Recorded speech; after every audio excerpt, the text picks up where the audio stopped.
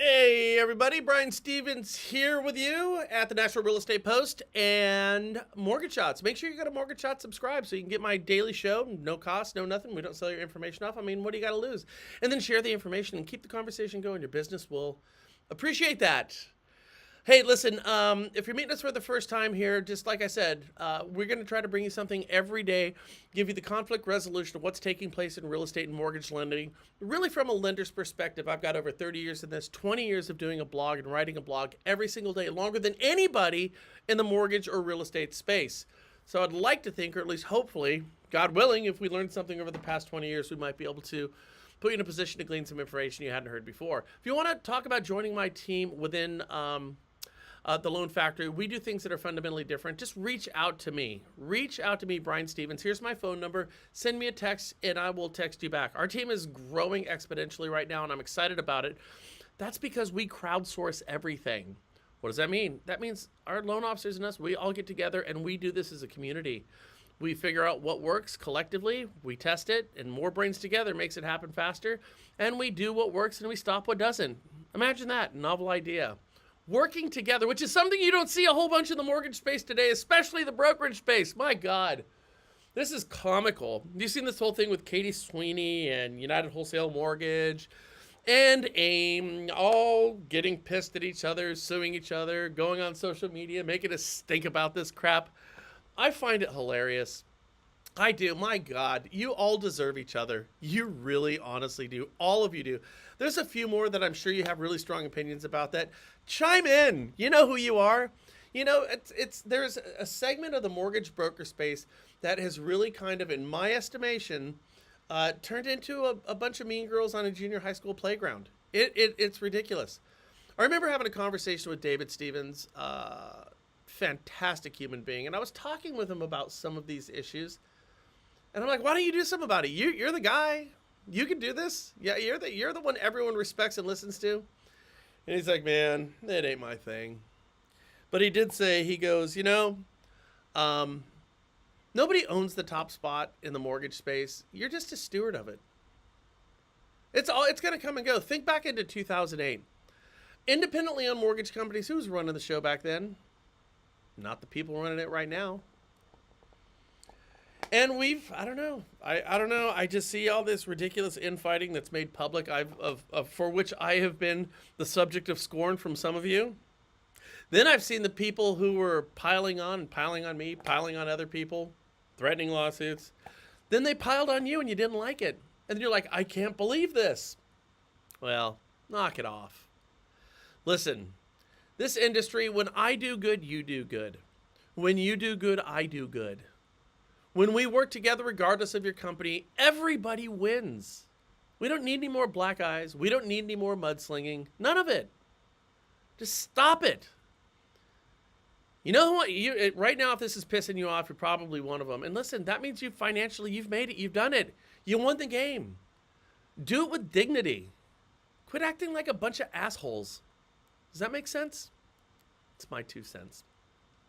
Anyways, we got a whole bunch of great stuff that we're going to talk about today. Oh, and by the way, there's a bunch of loan officers saying, yeah, you know what, I wish I could say it too, but I'm afraid of getting sued. This video will probably get somebody pissed off, even though I haven't named anybody in particular. I pointed out what's taking place with AIM, United Wholesale Mortgage, and Katie Sweeney because it's public.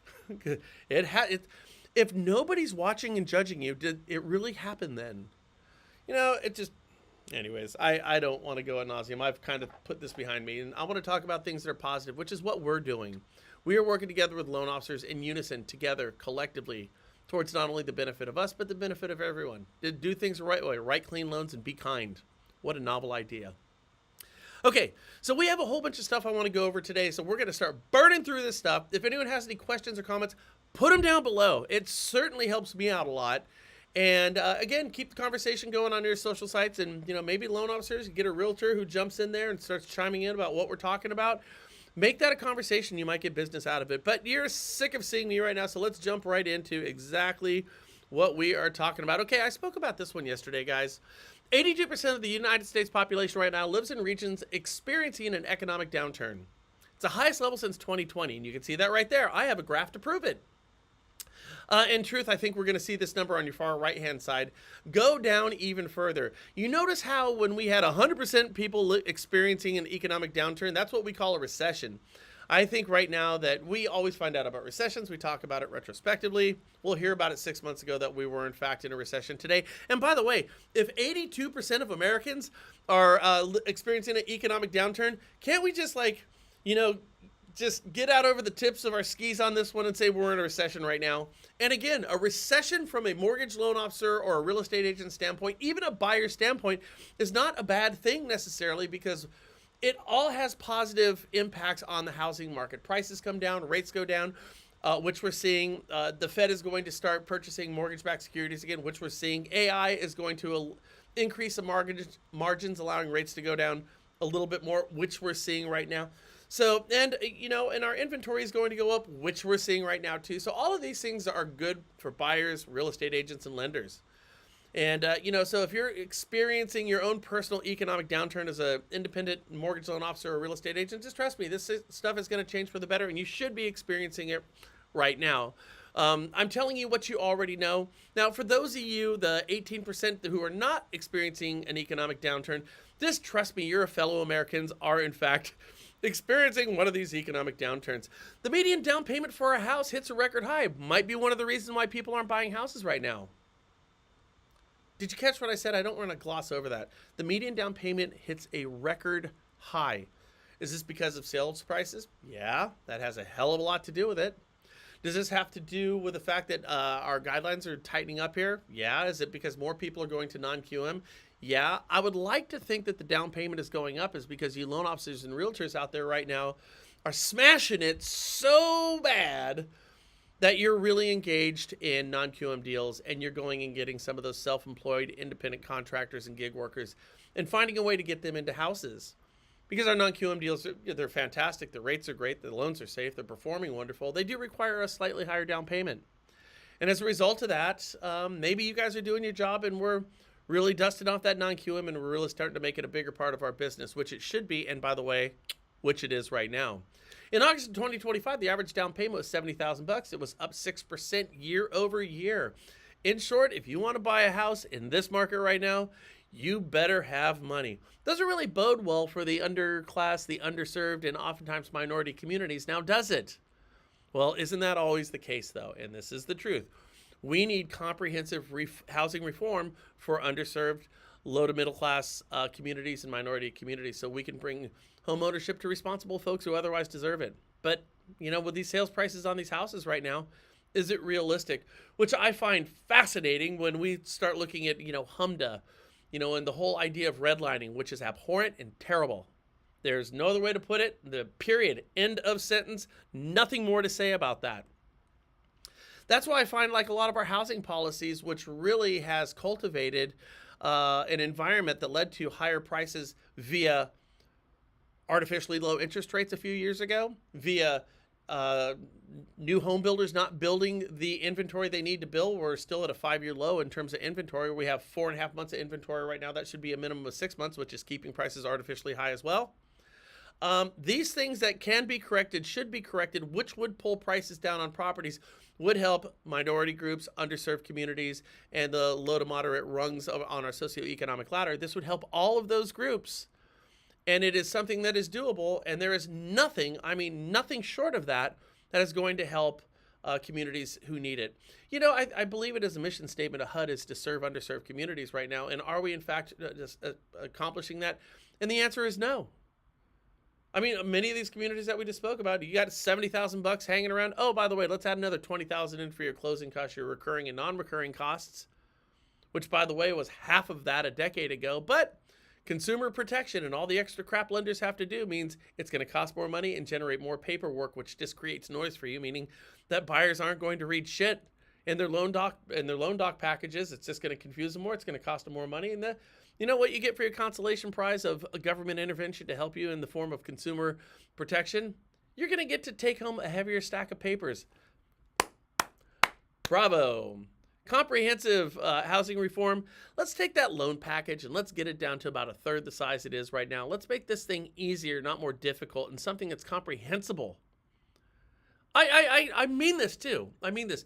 Have you ever sat down and tried to read your loan docs front to end? It would take you a month. It's like reading Moby Dick. And yet, this is what we get in response to the Dodd-Frank Act. Are you out of your mind?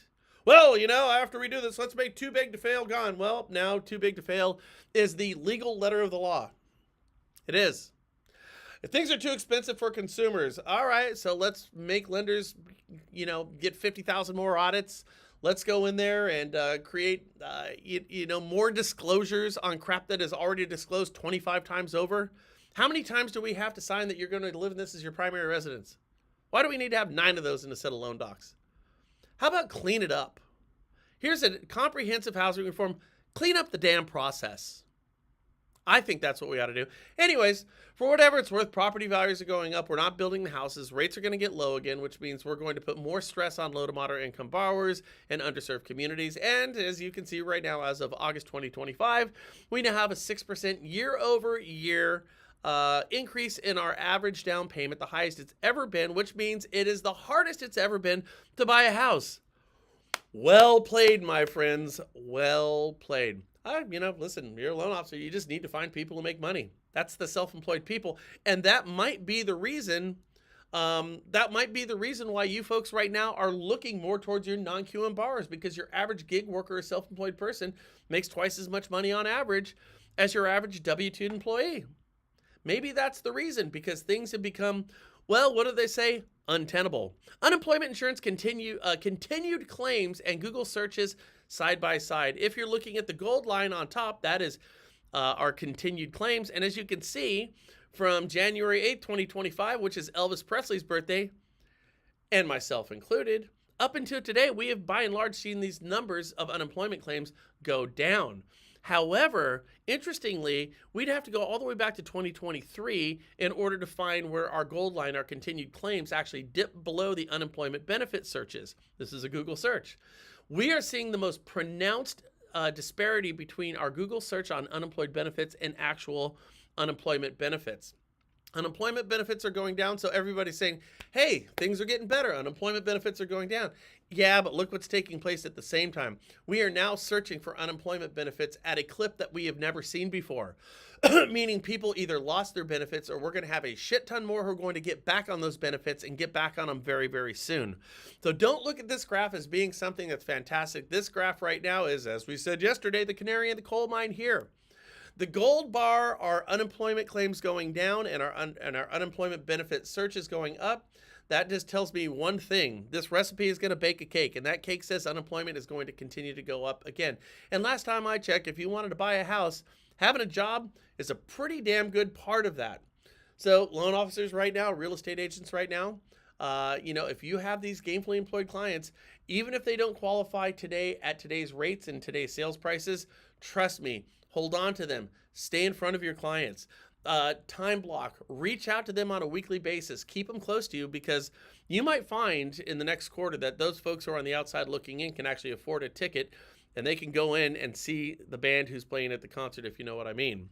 Only 28 out of every 1,000 U.S. homes change hand this year. It's the lowest turnover in decades. We're not moving homes, guys. People are staying put. Just 28 out of every 1,000 U.S. homes changed hands in the first 9 months of 2025, the lowest rate since the 1990s, right? That's a long time. We're talking 35 plus years here.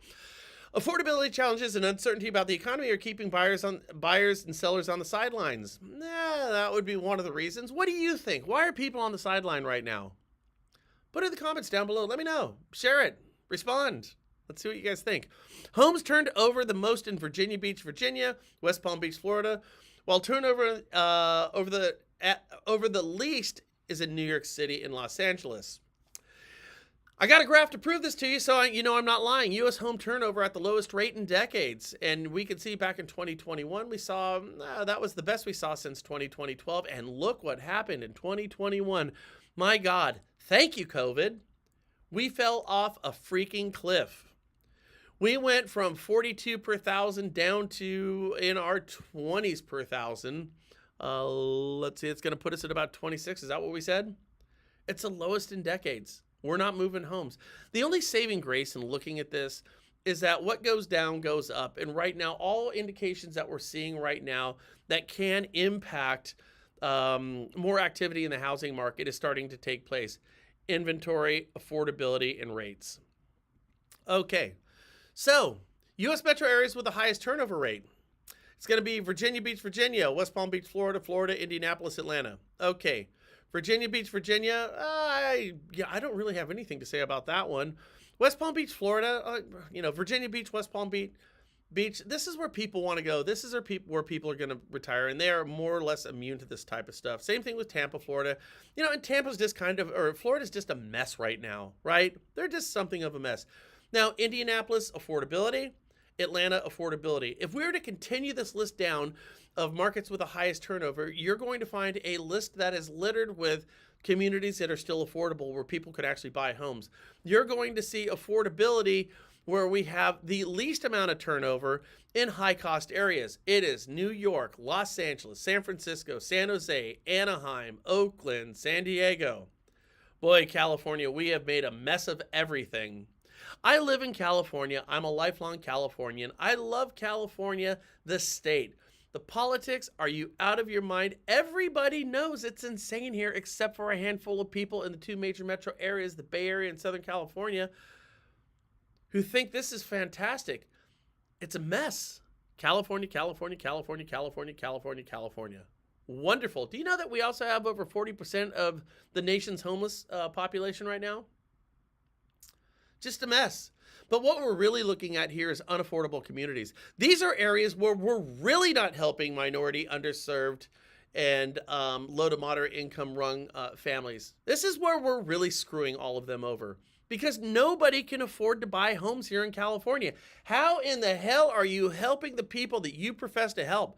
Because I'll tell you right now, politics in California says that we are here to help underserved communities. We are here to help oftentimes minority communities, and we are here to help those on the lower rungs of the socioeconomic ladder. Yet when it comes to home prices, not only are we not doing anything, we are the most exclusionary, unfriendly state in the country. How do we reconcile these 2 points? Answer, we don't. Until we change our policies. But we're not changing our policies right now because it's not politically expedient, and I think that kind of stinks. Again, this is one guy's opinion. We need to do more to help communities who are in need of it, and frankly, we're not. But the point goes back to this is what I said to you guys earlier. If you want to close deals right now, you got to find people with money. You just do. The whole idea of saying, I'm going to go into oftentimes some of our poorer communities and I want to be in service. As a mortgage loan officer who's not working for an FDIC bank, an OCC FDIC bank, we don't have the programs available to us to help these folks out. I'll tell you, here's what you do. The programs that are made available to the depositories that are part of the FDIC charter, all those crazy programs that you have, a lot of that community reinvestment fund money that you guys got with some of that nutty stuff that you do over there, and I know, open it up to mortgage brokers. You want to get people on the lower socioeconomic rungs into home ownership, let brokers do it and get the hell out of our way. We will call this a hold my beer moment. We will. So I got to tell you, them FDIC banks, they don't know how to write loans, and they certainly don't know how to sell loans. Brokers, we'll kick this thing's ass to death. Am I wrong? Tell me why down below. If you work for an FDIC chartered bank and you'd like to learn more about how you could help more folks at more competitive interest rates and also have a fulfilling origination career working for yourself, reach out to me, Brian Stevens. Here's my phone number. Trust me on this one. For Rent Giant accelerates buying and selling of homes. Invitation Homes finds discounts of over 20% as builders seek to offload excessive inventory. In the third quarter, Invitation Homes and its various joint ventures acquired 749 homes and deals totaling about $260 million. In that period, the company sold 316 homes in deals totaling about $122 million. About 70 of its acquisitions were forward purchase deliveries or new builds. Ain't that a trip? See, these new home builders, man, they are losing their shit right now. They are.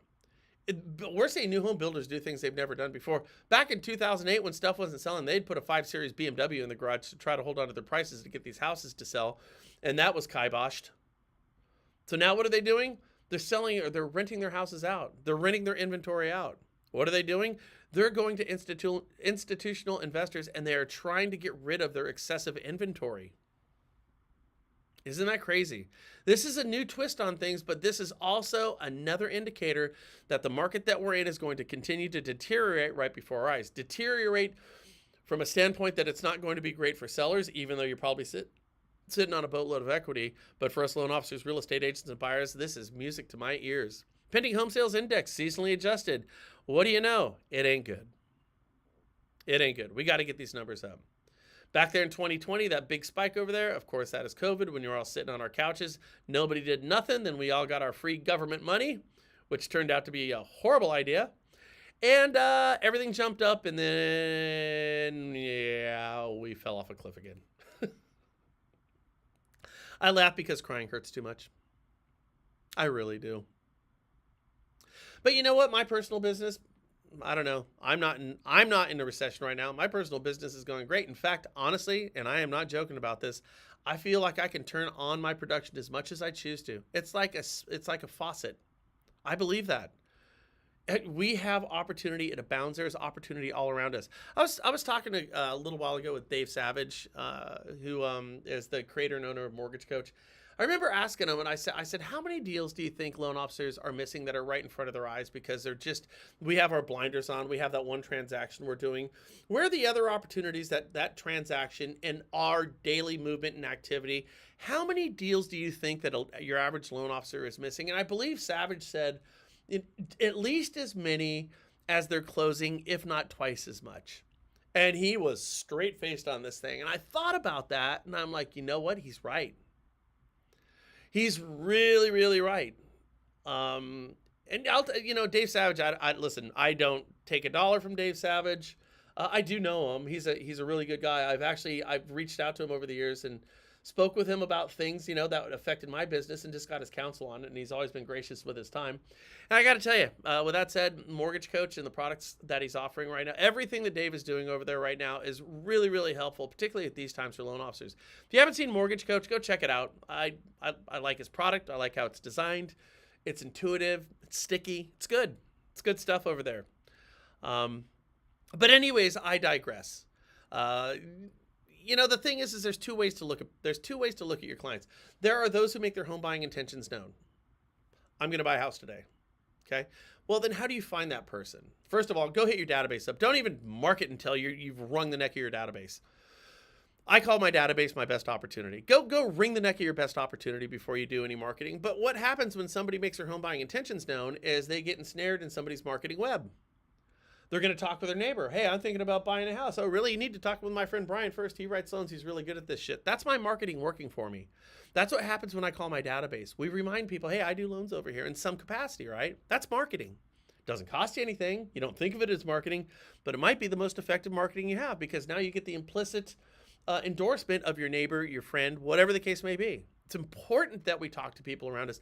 Don't go over there and say, I do loans. I want more loans. You know anyone who wants a loan? Talk about the industry. You know what? People are missing the boat right now. I got a client right now and he's sitting on $250,000 in equity. I told him, hey, if you want to do a cash out refinance to pay off a couple of bills, why don't you pull out a little bit more and buy some houses in the Midwest? In some of those areas that I talked about that still have a lot of volume going on, a lot of these flyover state areas, Cleveland, Louisville, Kentucky, Baton Rouge, Louisiana, Buffalo, New York, the outskirts of St. Louis, Missouri, Festus, Missouri. Shout out, Mary Catherine. Go talk with other loan officers and real estate agents, and listen. You have a house. You're sitting on $400,000 in equity in California. You can buy half a dozen houses in the Midwest, put them with a property manager, and you got something that's going to cash flow positive on day one, and property values are going to increase. It's a great investment, a great opportunity. But you see, my clients aren't going to think about that unless I plant that seed. That's how you get out of a personal recession, a personal professional recession. You got to plant seeds. So if I'm going to wait for somebody to raise their hand and make their home buying intentions known, what are they going to do?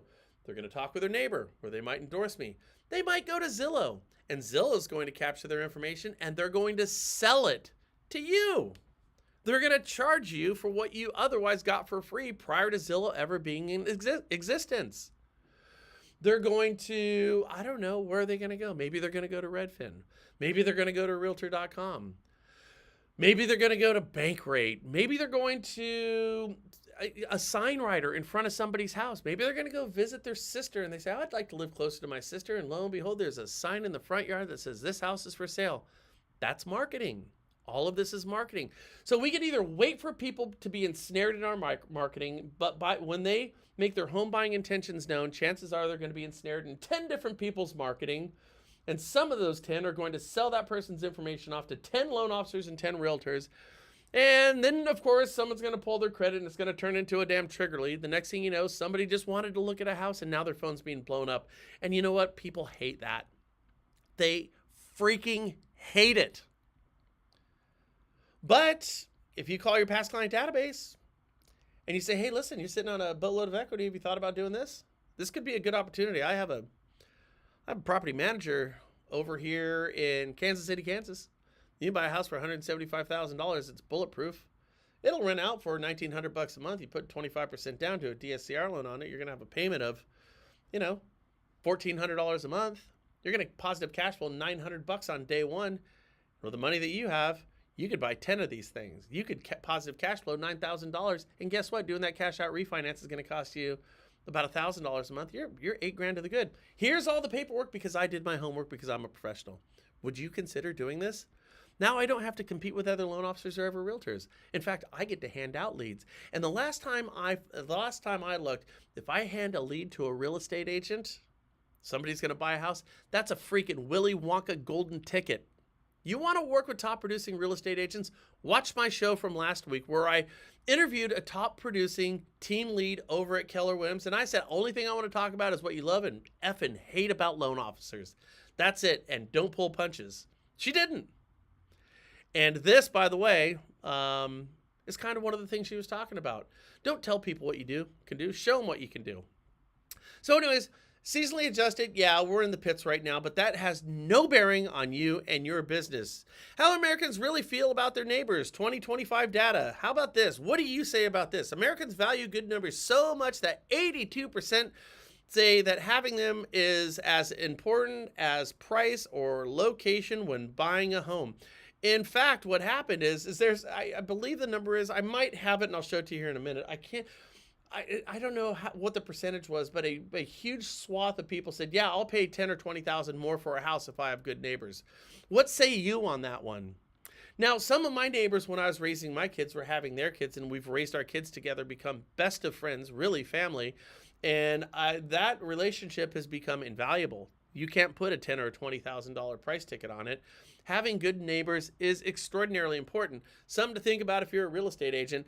If you have a house listed, go bang on all the neighbors' doors. Just bang on the goddamn doors. Do it. Bang on the doors, say you're going to list the house. Ask them if they know anyone who wants to buy the house. Because if they know somebody who wants to buy the house, chances are that's their friend. And evidently, this isn't really, really important to people. It's important to people not to have crappy neighbors. Whoa. Never thought of that one. Oh, and when you bang on those doors, who knows, you might pick up a deal in the process. You might want to call this best practices. It's also not only going to get you potentially another buyer or another listing, but it's also probably going to sell your house. Something to think about there, 82%. And the 18%, the 18% who don't give a shit about their neighbors are probably just conditionally released from prison. Just kidding. I'm just kidding. Shoot a guy. Food stamps. Food stamps are going down right now. From 2019 to 2022, man, look what took place. We went from like $60 billion in food stamps to, God, $150 billion. We way over doubled it. Food stamps are going down. The only reason I bring this up is getting off of food stamps and getting jobs is instrumental in buying a house. And hopefully some of these folks here find themselves to get themselves back on their feet. And hopefully the people like you and people like me might be able to go out there and help them with whatever their housing needs are. Okay, I want to go over a couple of other things here that, let's see what we got. Oh, by the way, this Home IQ thing is, I can't pull it up because I have people's personal information there, but I got to tell you, if you know, we have my Home IQ inside of the Loan Factory. It's basically something that functions very similar to that. It's just part of the suite, the tech stack that you get when you work with our team over at the Loan Factory. When you work at the Loan Factory, but our team, we actually use it. It's remarkable.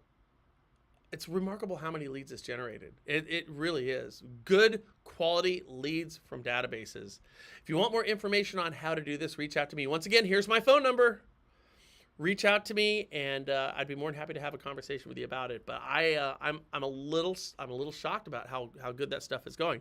Anyways, okay, home sales have not improved at all, despite low mortgage interest rates. Ain't that something? Here is what we are seasonally adjusted over here that we talked about. Pending home sales compared to September the prior year: 0.9, 1.2 in 2023, 8.3, 31% down from 2021.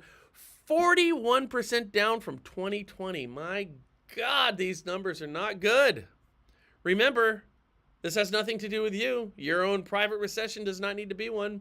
The average 30-year fixed rate on a mortgage, well, back in 2021, that's when we hit the skids, and that was the worst thing that ever happened to us. And right now, we're sitting somewhere on average, in the mid-6s, 6.25. I got to tell you, we're in the 5s on, well, we're killing the national average on this stuff.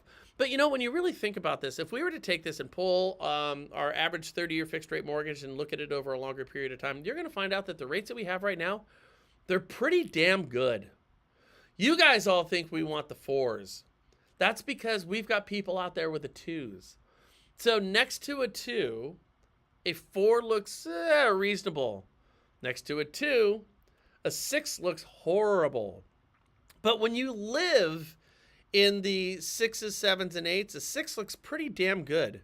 And that's where we are on a longer graph of historic norms when it comes to interest rates. Guys, these are not bad rates. And I'll tell you, if you are bitching about these rates right now, you are doing a disservice to your business, your realtor's business, and the industry as a whole. These are not bad rates that we have right now. And they're going to get lower, but don't sit and wait for anything. You know, take the fight to the market. Don't let the market take the fight to you. Applications for mortgages to purchase a home in the latest week ticked up from the drop of the prior week, but not enough to make up for all the drops, according to data from the Mortgage Bankers Association. These purchase mortgage applications are an indicator of home sales in the near future. Demand for mortgages to purchase a home began to plunge over 3 years ago and has been wobbling on these levels ever since. One last paragraph here. Compared to the same week in 2029, purchase mortgage applications were down by a whopping 34%, the new normal, despite the much lower mortgage interest rates. In short, rates they're not gonna come here to save you. I'll tell you right now, you might see rates go down by 1%, and you might get some refinances out of this, but this is not going to fix nothing. You may be able to patch the dam, but the dam's still coming down. You have to get comfortable, and you need to tell people that getting rates anywhere in the 6s, take it and laugh all the way to the bank. Alrighty, what did we save this for? We talked about this one, not that one. Manufactured housing is the future of affordability. Do you guys believe this or not? I got to tell you, I think one of the more fascinating loans, and I've gone down this road. We have, all right, Click and Close. If you're a broker out there, you want to go and talk with those guys over at Click and Close.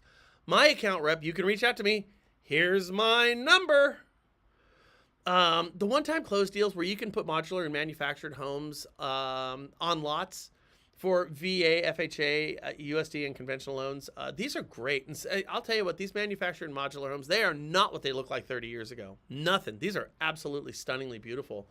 I've sat down and worked with a number of builders on these things, on these modular manufactured homes, and they're killer. You know, they're primarily made with 2x6s, not 2x4s, because they have to move them. They have to move the struts. They have to move the pre-framed or the entire buildings to the build site.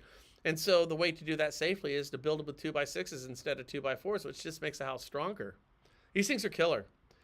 And the cool thing is you can generally build a new house for about 75 cents on the dollar, depending on your market. Keep in mind, if you're going to do a one-time close, now here's what it is. You get a lot that, let's say it's 3/4 of an acre, and let's say you could pick up that lot for 20,000 bucks. Things that you got to look at. Do you have roads? Do you have septic? Are you going to tap into county or city sewage and water and electricity? How are you going to deal with those things? How far do you have to run the lines? These are big issues. The closer you are to the lines, or more the infrastructure that's done on this stuff, the better off you are. In fire-torn areas like on the West Coast, where you've got basically houses that burn down, you should look at the one-time close to go put back on these houses, because you already have all the infrastructure in place. But the more it costs for you to acquire the land and deal with your foundational issues, the less you can have to build your house. However, these guys over at Click and Close, they have a whole building department that do nothing but help you with this stuff. I spoke with our account rep, and again, his name escapes me. I'll give it to you if you reach out to me. Send me a text, that would be better. Here's my number. He says 80% of the loan officers that he works with, it's their first one. In other words, you can kind of get into these things and learn on the go, because these guys over at Click and Close, they basically put training wheels on that transaction for you to keep you in line. And, you know, I've got 80 some odd lots in Solano County that I can build these things on. That means real estate agents who work with me, they have 80 some odd more opportunities than real estate agents who aren't working with me. Because nobody else is doing these. Nobody does this stuff. Nobody markets this stuff. Like the cheapest house in Vacaville at one point, maybe it's not the case today, but it was like $585,000, and the place was a dump. I mean, a dump.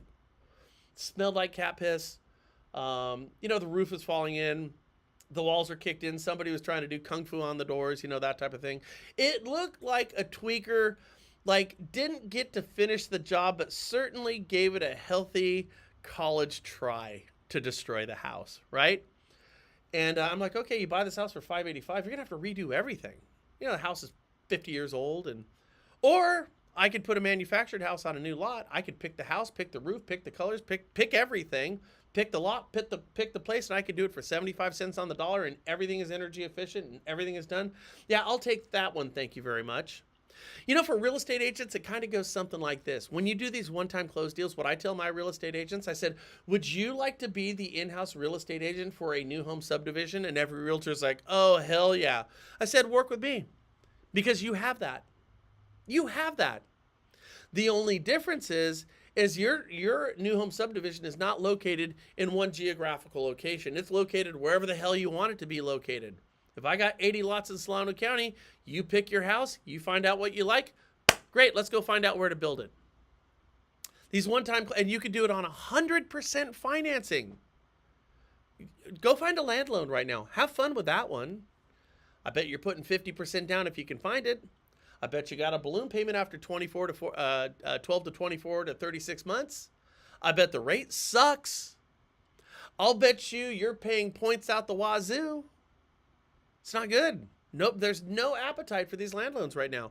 However, if you do the one-time close, you do 100% financing on these things. It's a thing of beauty.